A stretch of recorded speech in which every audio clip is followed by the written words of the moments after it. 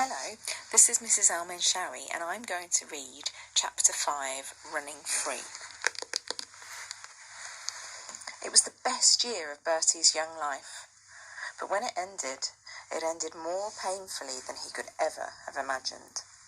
He'd always known that one day, when he was older, he would have to go away to school, but he had thought and hoped it would not be for a long time yet. He'd simply put it out of his mind. His father had just returned home from Johannesburg after his yearly business trip. He broke the news at supper that first evening. Bertie knew there was something in the wind. His mother had been sad again in recent days, not sick, just strangely sad.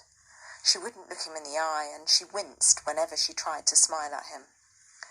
The lion had just lain down beside him, his head warm on Bertie's feet, when his father cleared his throat and began. It was going to be a lecture. Bertie had had them before often enough, about manners, about being truthful, about the dangers of leaving the compound. "You'll soon be 8, Bertie," he said, "and your mother and I have been doing some thinking. A boy needs a proper education, a good school. Well, we've found just the right place for you, a school near Salisbury in England.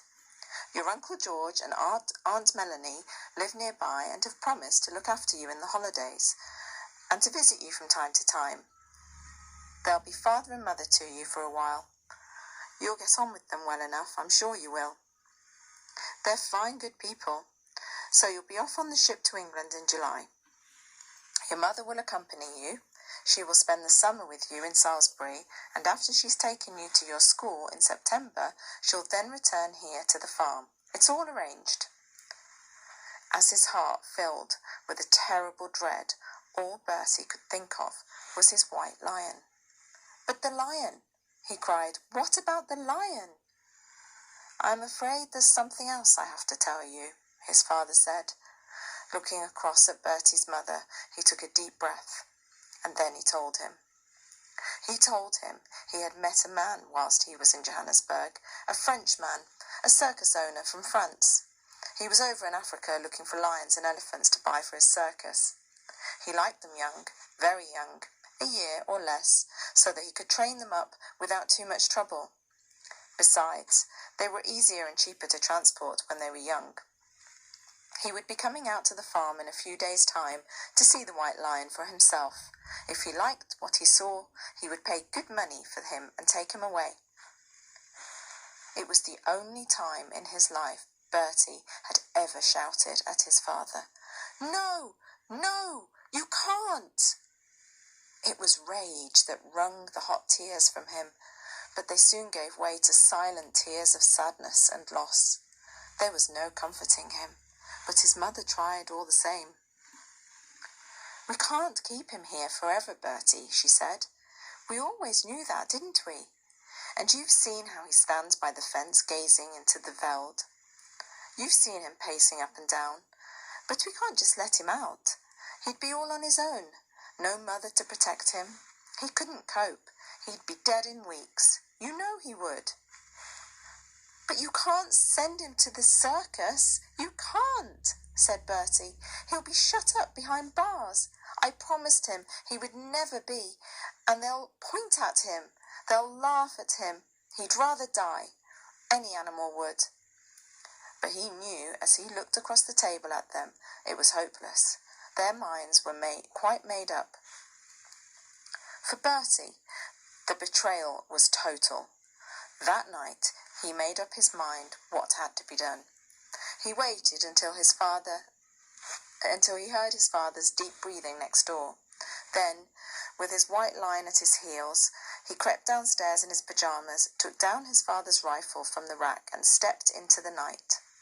The compound gate yawned open noisily when he pushed it, but then they were out and running free. Bertie had no thought of the dangers around him, only that he must get as far away from home as he could before he did it.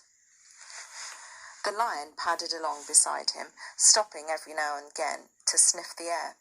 A clump of trees became a herd of elephants wandering towards them out of the dawn. Bertie ran for it. He knew how elephants hated lions. He ran and ran till his legs could run no more. As the sun came up over the veld, he climbed to the top of a kochi and sat down, his arm around the lion's neck. The time had come. "Be wild now," he whispered. "You've got to be wild. Don't come home. Don't ever come home. They'll put you behind bars. You hear what I'm saying?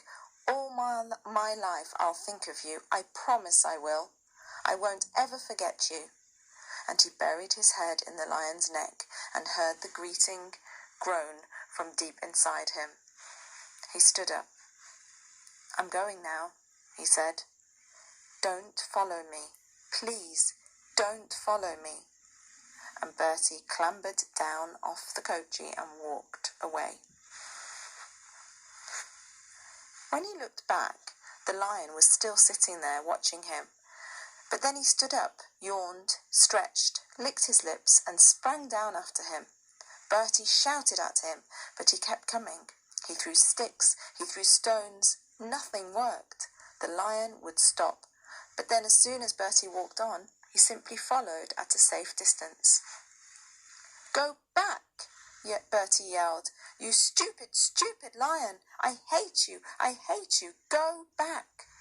But the lion leapt, kept loping after him, whatever he did, whatever he said. There was only one thing for it. He didn't want to do it, but he had to. With tears filling his eyes and his mouth, he lifted the rifle to his shoulder and fired over the lion's head. At once, the lion turned tail and scampered away through the veld. Bertie fired again. He watched till he could see him no more, and then turned for home. He knew he'd have to face what was coming to him. Maybe his father would strap him. He threatened it often enough. But Bertie wouldn't mind. His lion would have his chance for freedom. Maybe not much of one.